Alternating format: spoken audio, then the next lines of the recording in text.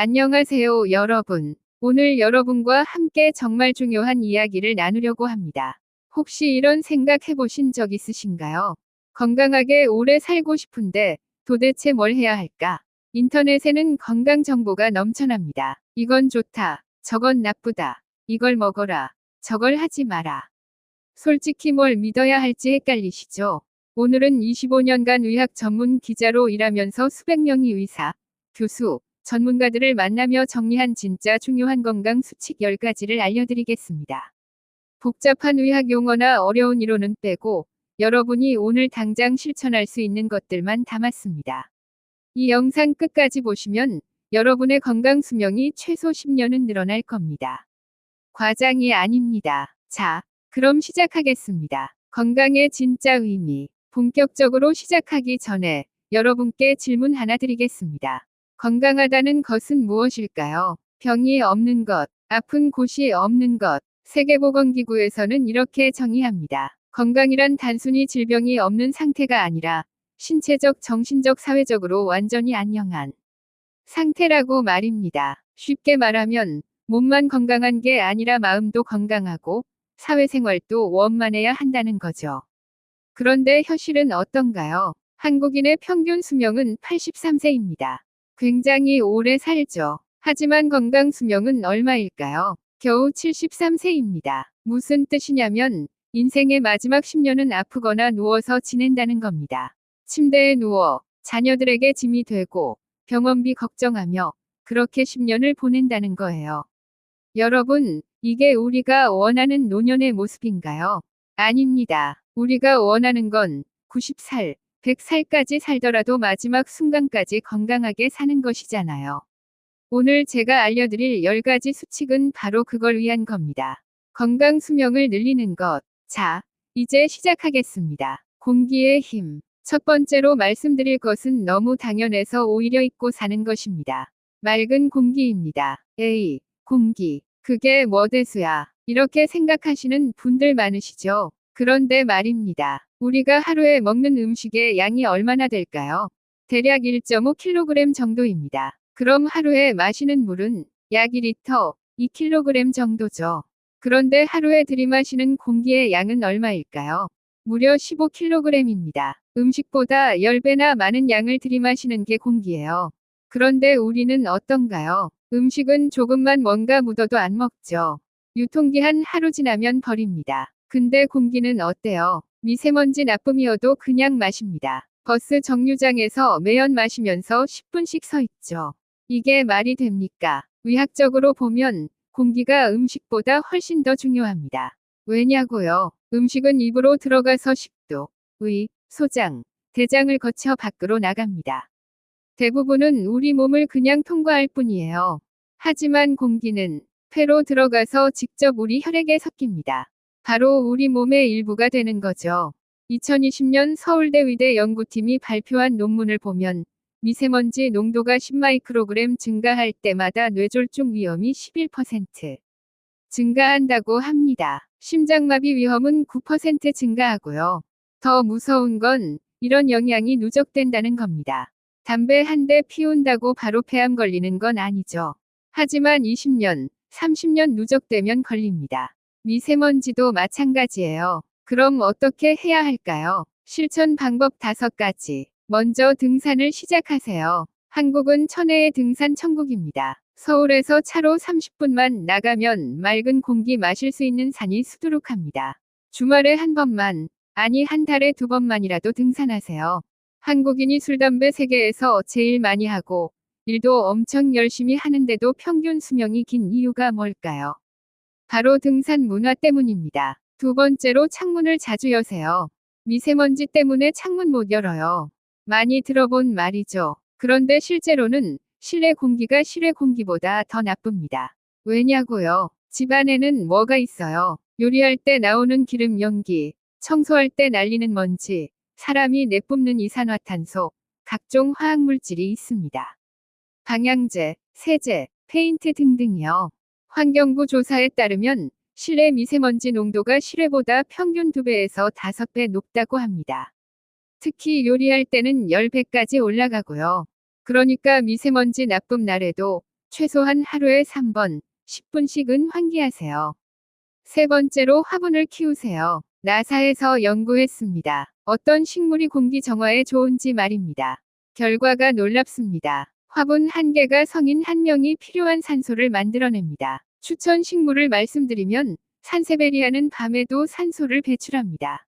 스파티필름은 포르말데히드를 제거하고요. 아레카야자는 습도 조절에 좋습니다. 공기청정기 살 돈으로 화분 5개에서 6개 사세요. 훨씬 효과적입니다. 네 번째로 길 걸을 때도 전략이 있습니다. 길을 걸을 때 차가 오는 방향을 마주보고 걷는 게 좋을까요? 아니면 등지고 걷는 게 좋을까요? 정답은 마주보고 걷는 게 훨씬 좋습니다. 왜냐고요? 배기가스는 차 뒤에서 나오잖아요. 오염물질은 거리의 제곱에 비례해서 퍼집니다. 무슨 말이냐면 1m 떨어져 있을 때와 2m 떨어져 있을 때 거리는 2배 차이지만 오염도는 4배 차이가 난다는 겁니다. 그러니까 차를 마주보고 걸으면 배기가스가 나오는 지점에서 조금이라도 더 멀어지는 거죠. 사소한 차이 같지만 30년, 40년 누적되면 엄청난 차이입니다. 다섯 번째로 실내에서 운동하지 마세요. 헬스장 러닝머신에서 땀 흘리시는 분들 많죠. 에어컨 빵빵한 실내에서 운동하면 시원하고 좋습니다. 하지만 건강을 생각한다면 밖에서 걷는 게 100배 낫습니다. 왜냐고요? 운동할 때 우리 호흡량이 평소보다 5배에서 10배 증가합니다. 그만큼 공기를 많이 마신다는 거죠. 이때 실내의 탁한 공기를 마시는 것보다 밖에 신선한 공기를 마시는 게 훨씬 좋습니다. 아침 일찍 일어나서 미세먼지 좋은 날, 공원이나 산책로를 걸으세요. 그게 진짜 건강한 운동입니다. 물의 마법. 두 번째는 또 너무 당연한 이야기입니다. 물을 많이 마시자. 에이, 그건 나도 알아요. 이러실 것 같은데요. 그럼 질문 하나 드릴게요. 여러분, 오늘 물 몇 잔 드셨어요? 아마 대부분 2잔에서 3잔. 많아야 4잔에서 5잔. 의학적으로 권장하는 하루 물 섭취량은 최소 8잔, 약 2리터입니다. 그런데 한국인의 70%가 이 권장량을 못 채웁니다. 왜 물이 중요할까요? 우리 몸의 60%에서 70%가 물입니다. 혈액의 90%가 물이고요. 근육의 75%가 물입니다. 뇌의 80%가 물이에요. 물이 부족하면 어떻게 될까요? 물 부족의 무서운 진실. 먼저 혈액이 끈적해집니다. 나이가 들수록 피가 걸쭉해지는 거 아시죠? 그게 바로 물 부족 때문입니다. 서울대병원 연구에 따르면 만성 탈수 상태에 있는 사람은 심혈관 질환 위험이 54% 증가한다고 합니다. 피가 끈적하면 뭐가 문제일까요? 혈전, 즉 피떡이 생기기 쉽습니다. 혈관이 막힙니다. 뇌졸중, 심근경색 위험이 급증하죠. 실제로 뇌졸중 환자의 80%가 만성 탈수 상태였다는 연구 결과가 있습니다. 두 번째로 독소가 쌓입니다. 우리 몸에는 매일 독소가 들어옵니다. 음식에 섞인 첨가물, 공기 중의 오염물질, 세균이 만드는 노폐물 등이 있죠. 이런 독소들을 배출하는 방법은 소변과 땀입니다. 그런데 물이 부족하면 독소가 몸에 쌓입니다. 특히 신장에 엄청난 부담을 줍니다. 신장은 하루에 혈액 180리터를 거릅니다. 이때 물이 필요한데 물이 부족하면 신장이 망가집니다. 세 번째로 암 위험이 증가합니다. 이건 많은 분들이 모르시는데요. 물을 많이 마시면 암 발생률이 감소합니다. 특히 방광암의 경우 물을 하루 8잔 이상 마시는 사람은 2잔에서 3잔 마시는 사람보다 방광암 발생률이 51% 낮았습니다. 왜냐고요? 암을 일으키는 발암물질도 결국 소변으로 배출되어야 합니다. 물을 많이 마시면 소변이 자주 나옵니다. 발암물질이 방광에 머무는 시간이 짧아집니다. 발암물질 농도가 희석됩니다. 대장암도 마찬가지입니다. 물을 많이 마시면 변비가 예방되고 발암물질이 장에 머무는 시간이 짧아집니다. 물 제대로 마시는 법. 첫 번째로 목마르기 전에 마시세요. 이게 제일 중요합니다. 목이 마르다는 건 이미 탈수가 시작됐다는 신호입니다. 뇌의 갈증 중추가 작동하려면 체내 수분이 1%에서 2% 부족해야 합니다. 그러니까 목마를 때 마시면 이미 늦어요. 물컵을 책상에 놓고 30분마다 한 모금씩 드세요. 이게 핵심입니다. 두 번째로 커피는 물이 아닙니다. 많은 분들이 착각하십니다. 저 커피 많이 마셔요. 물도 충분히 마시는 거죠? 아닙니다. 카페인은 이뇨작용을 합니다. 즉, 소변을 더 많이 만듭니다. 커피 한 잔 마시면 몸에서 물이 더 빠져나갑니다. 커피 마셨으면 그만큼 물을 더 마셔야 합니다. 같은 이유로 녹차도 물 아닙니다. 콜라도 물 아닙니다. 술은 더더욱 아닙니다. 순수한 물, 보리차, 옥수수차 정도만 물로 인정하세요. 세 번째로 아침에 일어나자마자 물 한 잔. 이거 꼭 하세요. 밤새 8시간 동안 우리 몸은 수분을 잃습니다. 땀으로, 호흡으로 말이죠. 그래서 아침에 일어나면 혈액이 가장 끈적한 상태입니다. 이때가 뇌졸중, 심근경색이 가장 많이 발생하는 시간입니다. 아침에 눈 뜨자마자 양치하기 전에 물 한 잔 쭉 드세요. 이것만으로도 심혈관 질환 위험이 30% 감소합니다. 네 번째로 식사 중에는 물을 적게. 의외죠. 식사 중에 물을 많이 마시면 의액이 희석됩니다. 그러면 소화가 안 됩니다. 식사 30분 전이나 식사 후 1시간 뒤에 물을 마시세요. 다섯 번째로 물 온도도 중요합니다. 너무 찬물은 안 좋습니다. 위장에 자극을 주고 혈관을 수축시킵니다. 미지근한 물 또는 따뜻한 물이 좋습니다. 특히 겨울철에는 따뜻한 물이 최고입니다. 물 8잔 어떻게 채울까? 실제로 하루에 8잔 마시기 쉽지 않습니다. 제가 팁을 드릴게요. 아침 기상하면 1잔, 아침 식사 전에 1잔, 오전 10시쯤 1잔, 점심 식사 전에 1잔, 오후 3시쯤 1잔, 저녁 식사 전에 1잔, 저녁 8시쯤 1잔, 잠들기 전에 1잔. 이렇게 시간을 정해놓고 마시면 의외로 쉽게 8잔 채울 수 있습니다. 뼈의 비밀. 세 번째는 칼슘입니다. 칼슘. 그거 애들이나 먹는 거 아니에요. 이렇게 생각하시는 분들 많으실 겁니다. 큰 오산입니다. 칼슘은 전 연령대에게 중요하지만 특히 중년 이후에 더욱 중요합니다. 왜냐고요? 대한민국 초고령 사회로 2024년 현재 한국인의 평균 수명은 남자 77세, 여자 84세입니다. 그런데 여기서 중요한 사실, 70세 할아버지에게 남은 평균 수명이 몇 년일까요? 7년. 아닙니다. 13년입니다. 평균 수명에서 내 나이를 빼면 안 됩니다. 왜냐하면 평균 수명이라는 건 태어나자마자 사망한 영아, 사고로 젊은 나이에 사망한 사람, 이런 사람들 다 포함한 평균이거든요. 이미 70세까지 무사히 살아온 사람은 평균 수명보다 훨씬 오래 삽니다. 다시 말해, 여러분은 생각보다 훨씬 오래 살 겁니다. 요즘 100세 시대라는 말 많이 하시죠? 과장이 아닙니다. 올해 태어나는 아기 100명 중 2명은 100세까지 산다는 통계가 있습니다. 장수시대, 뼈가 핵심이다. 그렇다면 질문 하나, 80세, 90세까지 살 때 인생의 질을 결정하는 가장 중요한 신체 부위가 뭘까요? 심장, 뇌, 간, 다 중요하지만 답은 뼈입니다. 왜냐고요? 심장이 안 좋으면 약 먹으면 됩니다. 스텐트 시술 받으면 됩니다. 요즘은 인공심장도 있습니다. 뇌가 안 좋으면 약물 치료 가능합니다. 수술도 가능합니다. 간이 안 좋으면 간 이식도 가능합니다. 그런데 뼈가 안 좋으면 답이 없습니다. 뼈가 부러지면, 특히 고령에서 뼈가 부러지면 그게 사망으로 직결됩니다. 골다공증의 공포. 골다공증, 뼈에 구멍이 송송 뚫리는 병입니다. 이게 얼마나 무서운지 아세요? 50대 이상 여성의 35%가 골다공증입니다. 남성도 15%가 골다공증이고요. 문제는 골다공증은 증상이 없습니다. 어느 날 갑자기 그냥 걷다가 계단 내려가다가 침대에서 일어나다가 뼈가 부러집니다. 특히 고관절, 즉 엉덩이 뼈 골절이 치명적입니다.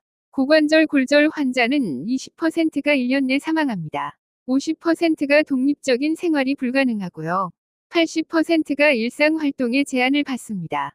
한번 부러지면 걷지 못하고 침대에 누워 지내고 폐렴, 욕창, 혈전증으로 사망합니다. 이게 골다공증의 무서움입니다. 칼슘, 어떻게 채울 것인가? 한국인 2명 중 1명이 하루 권장량의 칼슘을 못 먹고 있습니다.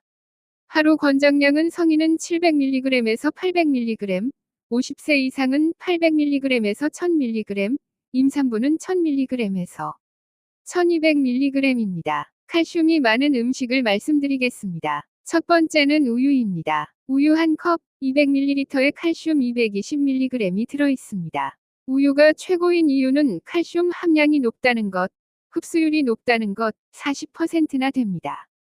그리고 비타민 D도 함께 들어있다는 점입니다. 우유 먹으면 배 아파요 하시는 분들, 유당불내증이신 분들은 락토프리 우유 드세요. 요거트도 좋습니다. 치즈도 훌륭합니다. 하루 우유 2잔이면 칼슘 권장량의 절반을 채울 수 있습니다. 두 번째는 멸치, 뱅어포입니다. 멸치 한 줌 20g에 칼슘 440mg이 들어있습니다. 놀랍죠? 우유보다 많습니다. 뼈째 먹는 생선이 최고입니다. 멸치, 뱅어포, 뱅어, 정어리 통조림이 좋습니다.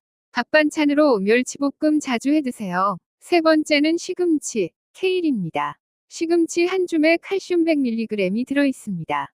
녹색 채소에도 칼슘이 많습니다. 시금치, 케일, 청경채, 브로콜리가 좋아요. 다만 흡수율이 우유보다 낮습니다. 20%에서 30% 정도.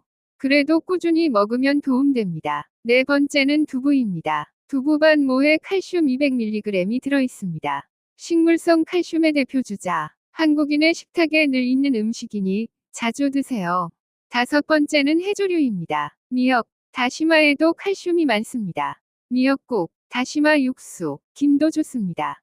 칼슘 흡수를 돕는 방법. 칼슘을 먹는 것도 중요하지만 흡수가 더 중요합니다.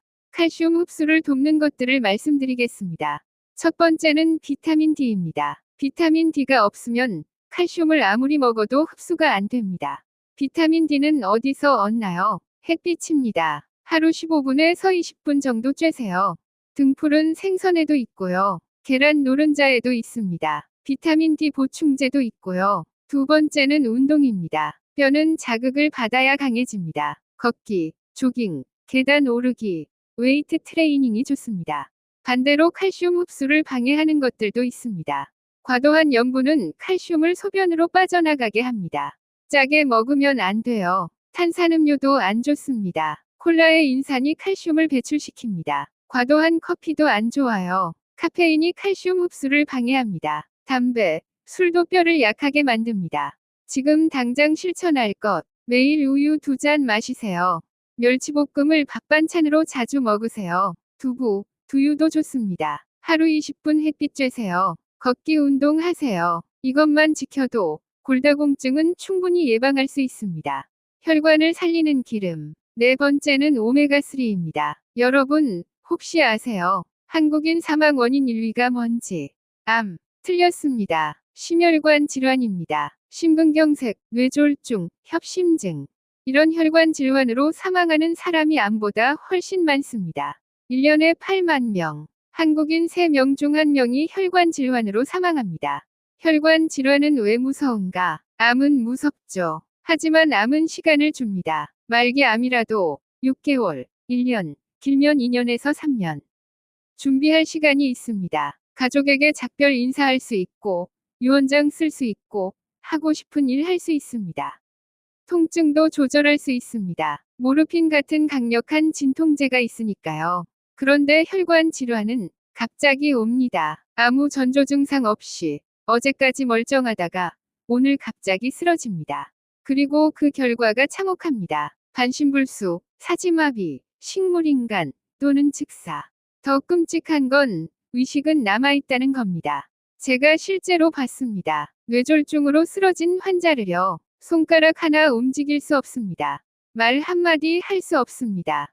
눈만 깜빡일 수 있습니다. 하지만 의식은 또렷합니다. 다 보고, 다 듣고, 다 생각합니다. 이게 혈관 질환의 잔인함입니다. 세계 장수 1위 국가의 비밀. 그런데 흥미로운 사실. 세계에서 가장 오래 사는 나라가 어딜까요? 일본입니다. 일본인 평균 수명은 87세. 한국인 평균 수명은 84세. 3년 차이입니다. 고작 3년이라고 생각하실 수 있는데요. 국가 단위로 3년은 어마어마한 차이입니다. 한국에서 암 사망률을 0으로 만들어도 평균 수명은 2.4년밖에 안 늘어납니다. 그 정도로 3년은 엄청난 차이예요. 그럼 왜 일본인이 오래 살까요? 기후, 비슷합니다. 유전자, 우리랑 비슷합니다. 위료 수준, 한국도 세계 최고입니다. 차이는 식습관입니다. 특히 생선 섭취량입니다. 일본인은 한국인보다 생선을 2배 이상 많이 먹습니다. 거기에 비밀이 있습니다. 오메가3, 혈관의 청소부, 생선 기름, 특히 등푸른 생선의 기름. 여기에 오메가3 지방산이 들어있습니다. 오메가3가 뭘까요? 우리 몸에 필요하지만 스스로 만들 수 없어서 반드시 음식으로 먹어야 하는 지방입니다. 오메가3는 뭘 하나요? 혈관을 맑게 합니다. 구체적으로 말씀드리면 혈전, 즉 피떡을 녹입니다. 혈액을 묽게 만듭니다. 혈액순환이 좋아집니다. 염증을 줄입니다. 혈관 내벽의 염증을 감소시키고 동맥경화를 예방합니다. 중성지방을 낮춥니다. 혈중 중성지방이 20%에서 30% 감소합니다. 좋은 콜레스테롤이 증가하고요. 혈압을 낮춥니다. 수축기 혈압이 5에서 10mm 감소합니다. 미국 심장학회는 오메가3를 유일하게 공인된 심혈관 보호 영양소로 인정했습니다. 임상 연구 결과를 보면 심근경색 위험 30% 감소, 뇌졸중 위험 25% 감소, 돌연사 위험 45% 감소합니다. 첫 번째는 등푸른 생선입니다. 최고예요. 고등어가 1위입니다. 꽁치, 정어리, 삼치, 연어도 좋습니다. 고등어 한 토막에 오메가3 2g이 들어있습니다. 이게 하루 권장량의 2배입니다. 일주일에 생선 3번만 먹어도 오메가3는 충분합니다.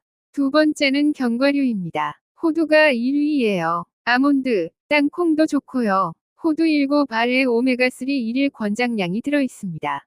간식으로 호두 드세요. 세 번째는 들기름입니다. 한국인의 축복입니다. 들기름 한 숟가락에 오메가3 하루 권장량이 들어있습니다. 참기름, 콩기름에는 오메가3가 거의 없습니다.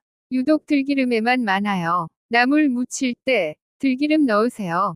네 번째는 아마시우, 치아시드입니다. 요즘 유행하는 슈퍼푸드, 실제로 오메가3가 많습니다. 생선, 이렇게 먹으세요. 조리법이 중요합니다. 구이는 좋습니다. 찜은 최고고요. 조림도 좋습니다. 튀김은 최악입니다. 왜 튀김이 최악일까요? 오메가3는 열에 약합니다. 고온에서 튀기면 파괴됩니다. 그리고 튀김기름, 즉 오메가6이 오메가3의 효과를 상쇄시킵니다. 생선회가 가장 좋지만 가정에서 자주 먹기는 어렵죠. 구이나 찜으로 드세요. 오메가3 대 오메가6. 여기서 중요한 개념. 지방은 크게 두 종류입니다. 오메가3는 좋은 지방, 오메가6은 나쁜 지방. 오메가6은 어디 많나요? 식용유, 마가린, 과자, 라면, 튀김, 치킨에 많습니다. 현대인은 오메가6을 과다 섭취합니다. 이상적인 비율은 오메가3 대 오메가6이 1대 4입니다. 하지만 현대인은 1대 20에서 1대 30입니다. 오메가6이 20배에서 30배 많습니다.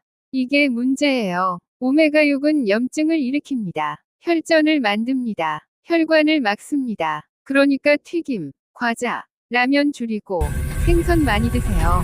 지금 당장 실천할 것. 일주일에 생선 3번 이상 먹으세요. 특히 고등어, 꽁치 자주 드시고요. 들기름을 사용하세요. 참기름 대신 말입니다. 호두를 간식으로 드시고요. 튀김 음식은 줄이세요. 이것만 지켜도 혈관은 10년 젊어집니다.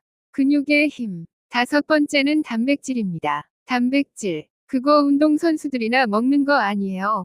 아닙니다. 단백질은 모든 연령대에게 중요합니다. 특히 중년 이후에 더욱 중요합니다. 나이 들면 근육이 빠진다. 30세 이후부터 1년에 1%씩 근육이 줄어듭니다. 40세가 되면 10% 감소. 50세가 되면 20% 감소. 60세가 되면 30% 감소.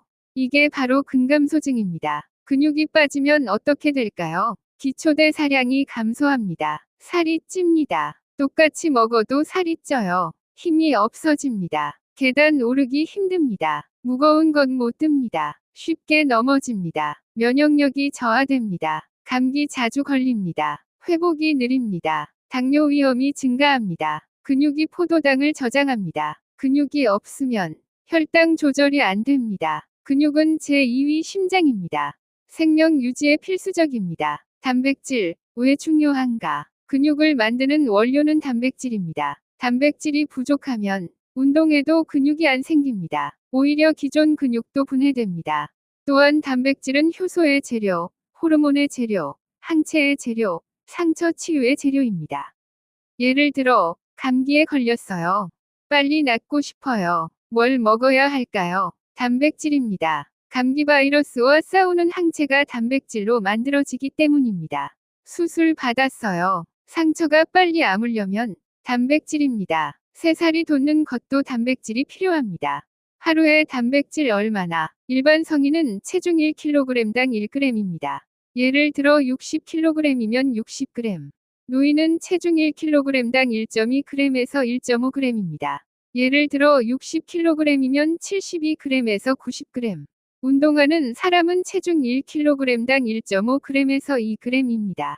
그런데 문제는 한국인의 40%가 단백질 섭취가 부족합니다. 특히 노인층은 60%가 부족합니다. 고단백 식품 5가지. 첫 번째는 고기입니다. 닭가슴살, 소고기, 돼지고기요. 닭가슴살 100g에 단백질 30g이 들어있습니다. 고기는 살찐다고 안 먹어요. 이게 잘못된 상식입니다. 살찌는 건 기름진 고기입니다. 삼겹살, 갈비, 닭껍질이요. 살코기는 안 찝니다. 닭가슴살, 소고기 안심, 돼지 앞다리살이요. 오히려 단백질은 포만감을 줘서 다이어트에 도움됩니다. 두 번째는 생선입니다. 생선 100g에 단백질 20g에서 25g이 들어있습니다. 생선은 단백질 더하기 오메가3, 일석이조입니다. 세 번째는 계란입니다. 계란 1개에 단백질 7g이 들어있습니다. 계란은 완전 식품입니다. 특히 흰자가 좋습니다. 노른자는 콜레스테롤이 있으니 중년 이후에는 흰자 위주로 드세요. 아침에 계란 2개 드세요. 네 번째는 두부입니다. 두부 반모에 단백질 10g이 들어있습니다. 식물성 단백질의 왕. 가격도 저렴하고 소화도 잘 됩니다. 다섯 번째는 우유입니다. 우유 200ml에 단백질 7g이 들어있습니다. 우유는 단백질, 칼슘, 비타민 D가 다 들어있습니다. 하루 우유 2잔이면 단백질 14g 더하기 칼슘 440mg입니다.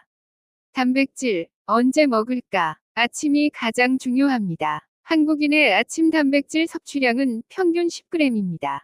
이건 너무 부족합니다. 아침에 최소 20g에서 30g은 먹어야 합니다. 왜냐고요? 밤새 우리 몸은 단백질을 분해합니다. 공복 상태가 길면 근육이 분해됩니다. 아침에 단백질을 충분히 먹어야 근육 분해를 막을 수 있습니다. 이상적인 아침 식단은 계란 2개, 우유 1잔, 두부 반모 또는 생선 1토막입니다. 이렇게 먹으면 아침에 단백질 30g 섭취 가능합니다. 운동 후 30분이 골든타임. 운동 후 30분 내에 단백질을 섭취하면 근육 합성이 최대화됩니다. 운동 직후에는 삶은 계란, 우유, 단백질 쉐이크 중 하나는 드세요. 단백질 과다 섭취. 단백질 많이 먹으면 신장 안 좋아요. 걱정하시는 분들 많은데요. 건강한 사람은 걱정 안 해도 됩니다. 신장 질환이 이미 있는 사람만 단백질 제한이 필요합니다. 일반인이 하루 100g에서 150g 먹어도 전혀 문제 없습니다. 지금 당장 실천할 것. 아침에 계란 2개 드세요. 매끼 손바닥만한 크기의 고기나 생선 드시고요. 우유 하루 2잔 마시세요.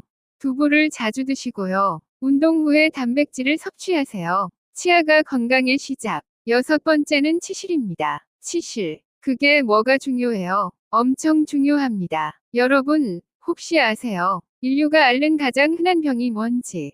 감기. 아닙니다. 잇몸 질환입니다. 기네스북에 올라가 있습니다. 전 세계 인구의 80%가 크고 작은 잇몸 질환을 가지고 있습니다.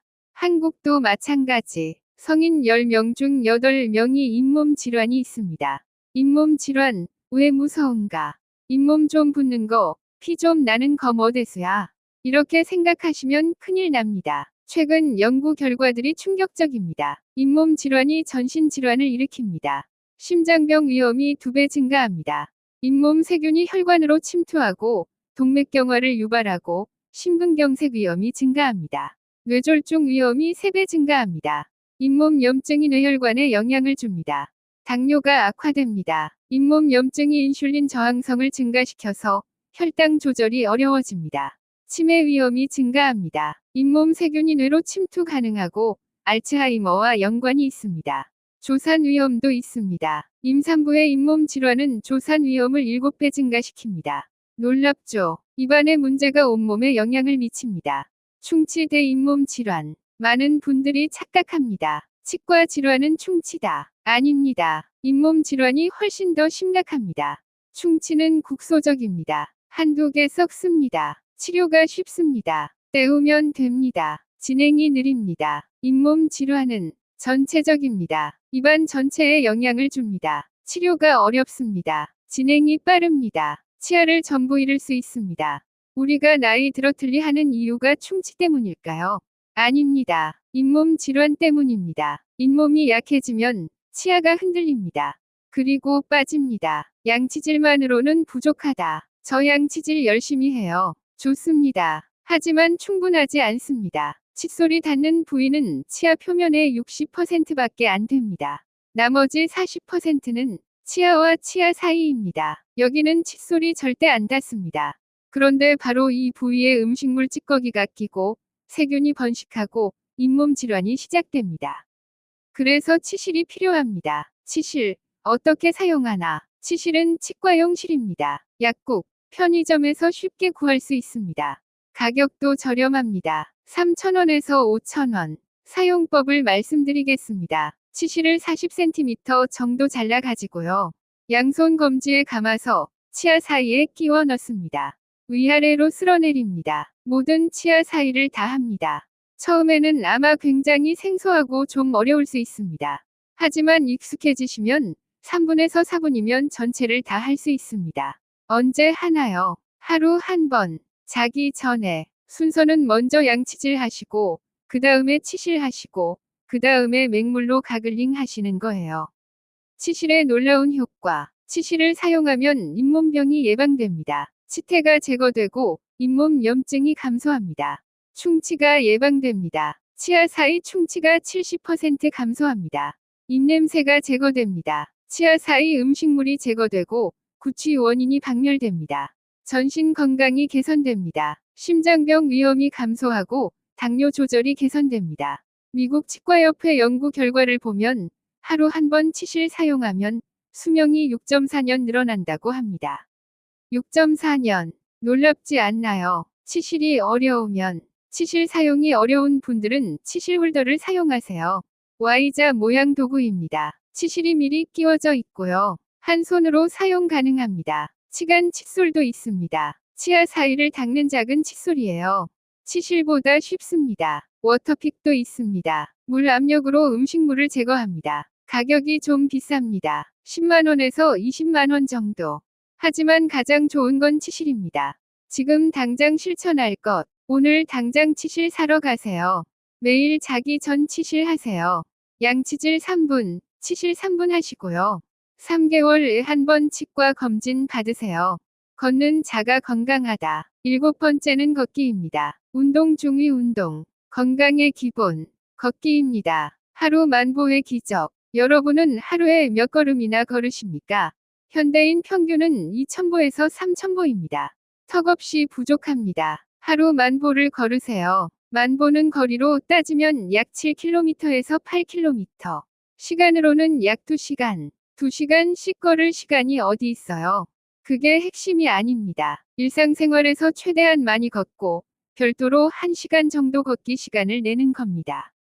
걷기의 놀라운 효과. 걷기는 우리 몸에 무엇을 줄까요?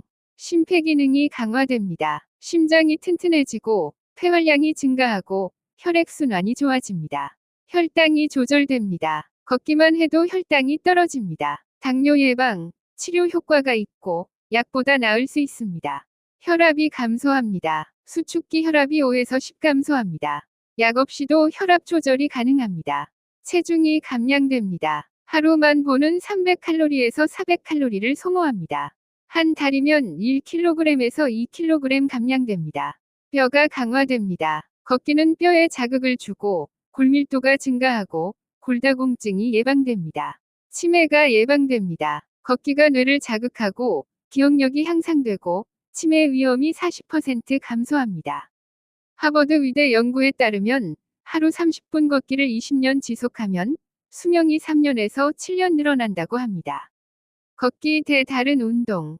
헬스장 다녀요. 웨이트 해요. 좋습니다. 하지만 충분하지 않습니다. 웨이트는 근력 증가는 좋습니다. 심폐기능은 보통이고요. 스트레스 해소는 보통입니다. 걷기는 근력 증가는 보통입니다. 심폐기능은 좋고요. 스트레스 해소는 최고입니다. 여기가 핵심입니다. 걷기는 신경을 안정시킵니다. 우리가 스트레스를 받으면 교감신경이 항진됩니다. 심장이 빨리 뜁니다. 혈압이 오릅니다. 소화가 안 됩니다. 불면증이 생깁니다. 이럴 때 걷기를 하면 부교감신경이 활성화됩니다. 심장이 안정됩니다. 혈압이 내려갑니다. 소화가 잘 됩니다. 잠이 잘 옵니다. 특히 위장병이 있는 분들. 위장은 자율신경과 직결되어 있습니다. 스트레스 받으면 바로 위가 아픕니다. 이럴 때 약보다 나은 게 걷기입니다. 천천히 걷다 보면 자율신경이 원래 리듬을 찾습니다. 제대로 걷는 법. 그냥 걷기만 하면 될까요? 아닙니다. 제대로 걸어야 합니다. 속도는 빠르게 걸으세요. 옆 사람과 대화가 가능한 정도. 하지만 노래는 부를 수 없을 정도. 심박수가 평소보다 20%에서 30% 증가하는 정도. 이 정도로 걸어야 운동 효과가 있습니다. 자세는 등을 펴세요. 시선은 전방 15m. 팔을 크게 흔드세요. 발 뒤꿈치부터 착지하세요. 시간은 최소 30분 이상. 가능하면 1시간. 하루에 나눠서 해도 됩니다. 아침 30분, 저녁 30분. 장소는 공원, 산책로, 등산로가 좋습니다. 자동차 많은 도로는 피하세요. 매연 때문입니다. 시간되는 일은 아침이 가장 좋습니다. 공기가 맑습니다. 사람이 적습니다. 하루를 상쾌하게 시작할 수 있습니다. 만보기를 사세요. 내가 하루에 얼마나 걷나, 이걸 아는 게 중요합니다. 만보기 또는 스마트폰 앱을 사용하세요. 목표를 정하세요. 1주차는 5,000보, 2주차는 7,000보, 3주차는 10,000보. 서서히 늘리세요. 일상에서 많이 걷기. 엘리베이터 대신 계단, 한 정거장 미리 내려서 걷기. 점심 후 10분 산책, 전화 통화하면서 걷기. 주차는 멀리. 이런 작은 실천들이 모여서 만보를 만듭니다. 골반의 비밀. 8번째는 골반 운동입니다. 좀 생소하시죠? 하지만 엄청 중요합니다. 특히 중년 이후에 골반이 약하면 생기는 일. 골반이 뭡니까? 하복부의 장기들을 지지하는 뼈와 근육입니다. 방광, 자궁, 전립선, 직장. 이런 장기들이 골반에 있습니다. 골반이 약해지면 여성은 요실금, 즉 소변을 지립니다. 자궁 탈출증도 생기고요. 성기능이 저하됩니다. 남성은 발기부전이 생깁니다. 조루도 생기고요. 전립선 비대증도 생깁니다. 남녀 공통으로는 요통, 즉 허리 통증이 생깁니다. 치질도 생기고요. 나이 들면 이런 문제들이 생깁니다. 골반이 약해지기 때문입니다. 케겔 운동. 골반을 튼튼하게 하는 운동이 있습니다. 케겔 운동입니다. 이 운동을 처음 개발한 의사의 이름을 따서 케겔 운동이라고 부릅니다. 어떻게 하나요? 소변을 참는 느낌으로 골반 근육에 힘을 주는 겁니다. 구체적으로 말씀드리면 소변 보다가 중간에 멈춘다고 상상하세요. 그때 사용하는 근육에 힘을 주세요. 3초에서 5초간 힘주고 5초에서 10초간 풀어주세요. 이걸 반복하는 겁니다. 하루에 100회에서 200회. 케겔 운동의 효과. 요실금이 예방 및 치료됩니다. 골반 근육이 강화되고 방광 조절 능력이 향상되고 약 없이도 치료 가능합니다. 성기능이 개선됩니다. 여성은 질 근육이 강화되고 오르가즘이 증가합니다. 남성은 발기력이 증가하고 조루가 개선됩니다. 놀랍게도 케겔 운동이 비아그라보다 효과적이라는 연구 결과도 있습니다. 요통이 예방됩니다. 골반이 튼튼하면 허리가 안 아픕니다. 디스크도 예방됩니다. 치질이 예방됩니다. 항문 괄약근이 강화됩니다. 언제, 어디서, 어떻게. 케겔 운동의 장점은 언제든, 어디서든, 아무도 모르게 할 수 있다는 겁니다. 버스 안에서, 회의 중에, TV 보면서, 운전하면서, 걸으면서. 아무도 모릅니다. 완벽한 은밀 운동입니다. 하루에 틈나는 대로 하세요. 신호 기다리면서, 엘리베이터 타면서, 커피 마시면서. 바른 자세도 중요. 골반 건강을 위해서는 자세도 중요합니다. 앉을 때는 허리를 등받이에 밀착하세요. 엉덩이를 깊숙이. 바른 바닥에. 쿠션 많은 소파는 나쁩니다. 허리가 뜹니다. 설 때는 배에 힘주고 허리를 펴고 어깨를 뒤로. 누울 때는 딱딱한 바닥이 좋습니다. 무릎을 세우세요. 허리가 바닥에 닿도록. 지금 당장 실천할 것. 지금 당장 케겔 운동 10회 하세요. 하루에 100회에서 200회 목표로 하시고요. 신호 기다릴 때마다 하세요. 바른 자세를 유지하세요. 나만의 주치의. 9번째는 주치의입니다. 주치의. 그거 재벌이나 두는 거 아니에요. 아닙니다. 누구나 주치의를 둘 수 있습니다. 한국 의료의 문제점. 한국 의료 제도. 두 가지 문제가 있습니다. 문제 하나는 의사의 경력이 가격에 반영이 안 됩니다. 강연어 딴 의사나 30년 경력의 명예나 받는 돈이 똑같습니다. 문제 둘은 의사의 시간이 가격에 반영이 안 됩니다. 2분 진료나 30분 진료나 받는 돈이 똑같습니다. 그러다 보니 짧은 시간에 많은 환자 보는 게 이익입니다. 3분 진료가 만연합니다. 의사는 환자를 제대로 볼 시간이 없고 환자는 제대로 된 진료를 못 받습니다. 상호불신의 악순환. 그러다 보니 뭐가 생기나요? 환자는 의사를 불신합니다. 저 의사, 성의 없이 진료하네. 돈벌이 때문에 과잉 진료하는 거 아니야. 의사는 환자를 불신합니다. 저 환자, 까다로워 보이는데. 나중에 소송 걸면 어떡하지? 그래서 뭐가 생기나요? 방어 진료입니다. 의사가 환자를 보호하기 위해서가 아니라 자기 자신을 보호하기 위해 진료합니다. 불필요한 검사를 남발합니다. 불필요한 수술을 권합니다. 보수적으로, 공격적으로 치료합니다. 주치의의 필요성. 이런 문제를 해결하는 방법은 신뢰할 수 있는 주치의를 두는 것입니다. 주치의가 있으면 제대로 된 진료를 받을 수 있습니다. 시간을 들여 진료받고 내 상황을 잘 아는 의사에게 불필요한 검사, 수술을 피할 수 있습니다. 언제든 상담할 수 있습니다. 선생님, 요즘 이런 증상이 있는데 이 약 먹어도 될까요? 수술이 정말 필요한가요? 다른 전문의를 소개받을 수 있습니다. 신뢰할 수 있는 전문의, 과잉 진료 없는 의사를 말입니다. 주치의, 어떻게 만드나, 거창할 필요 없습니다. 동네 병원, 의원의 의사 선생님이면 됩니다. 조건은 우리 집과 가까운 곳, 자주 갈 수 있는 곳, 대화가 잘 통하는 의사입니다. 진료과는 상관없습니다. 내과도 좋고, 가정의학과도 좋고, 소아과도 좋습니다. 아이 있으면요. 의사는 전문가입니다. 자기 전공 외의 것도 기본적인 판단은 할 수 있습니다. 모르면 다른 전문의를 소개해줍니다. 신뢰관계 만들기. 주치의와 신뢰관계를 만드는 방법을 말씀드리겠습니다. 자주 방문하세요. 아플 때만 가지 마세요. 건강할 때도 가끔 들러서 인사하세요. 작은 선물을 하세요. 명절 때 떡 한 시루, 과일 한 박스, 손수건 하나. 돈이 아닙니다. 마음입니다. 의사도 사람입니다. 환자가 마음을 주면 의사도 마음을 줍니다. 솔직하게 대화하세요. 선생님 가족이라면 어떻게 하시겠어요? 이렇게 물어보세요. 주치의가 있으면 불필요한 수술을 피할 수 있습니다. 불필요한 약을 줄일 수 있습니다. 건강을 제대로 관리할 수 있습니다. 큰 병 걸렸을 때 믿고 의지할 수 있습니다. 주치의는 건강의 내비게이터입니다. 10번째 수칙, 마음의 평화.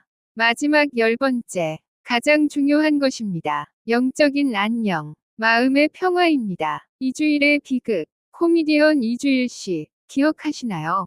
2002년 폐암으로 돌아가셨습니다. 담배 때문이겠죠? 아닙니다. 이주일 씨가 걸린 폐암은 선암입니다.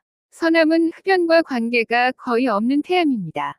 오히려 비흡연 여성에게 많이 생기는 암입니다. 그럼 원인이 뭘까요? 마음의 상처입니다. 이주일 씨는 폐암 진단받기 몇 년 전 4대 독자 외아들을 잃었습니다. 그날 이후 방송을 은퇴하고 수염도 안 깎고 극심한 우울증에 시달렸습니다. 그 마음의 상처가 폐암을 불렀다는 게 많은 전문가들의 의견입니다. 스트레스는 만병의 근원. 우리가 스트레스를 받으면 우리 몸에 두 가지 문제가 생깁니다. 하나는 몸에 염증이 막 생깁니다. 몸이 염증 체질로 변해요. 조그만 상처가 가해져도 염증이 확확 생깁니다. 여러분도 알다시피 염증은 만병의 근원입니다. 감기 몸살, 아토피, 천식, 여드름, 전부 다 염증을 일으키는 병이죠. 당뇨, 고혈압도 결국은 혈관에 생기는 염증입니다. 암도 마찬가지예요. 암도 뿌리를 거슬러 올라가면 오래된 염증과 만난다는 얘기입니다. 여러분 손등을 막 긁어요. 일부러 상처를 막 내죠. 피가 나고 딱지가 생기고 나았다가 또 긁어요.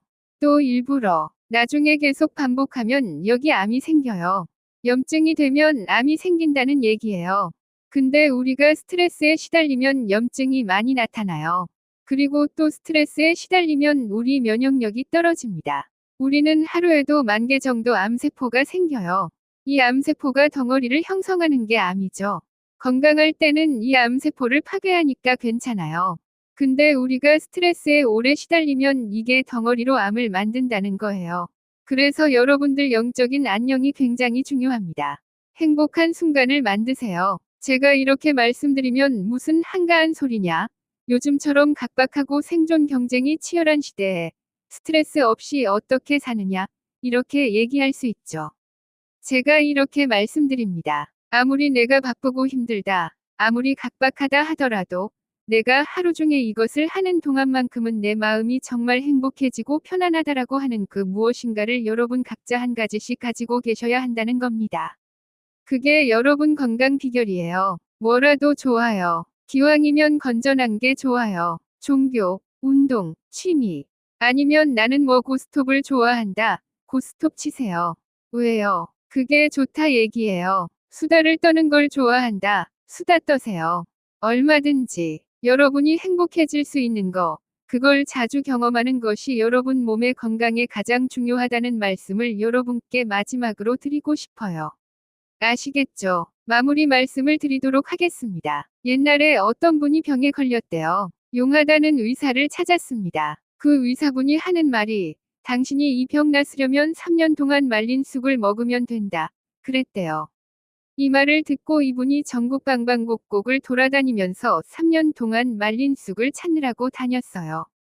어디 있겠어요? 근데 없죠. 결국 3년이 지나서 돌아가셨어요. 근데 가만히 되돌아보면 만일 그분이 그 의사에게 그 얘기를 듣는 그날 쑥을 따 가지고 그날부터 말리기 시작했더라면 3년 후에 먹고 살았다. 얘기예요.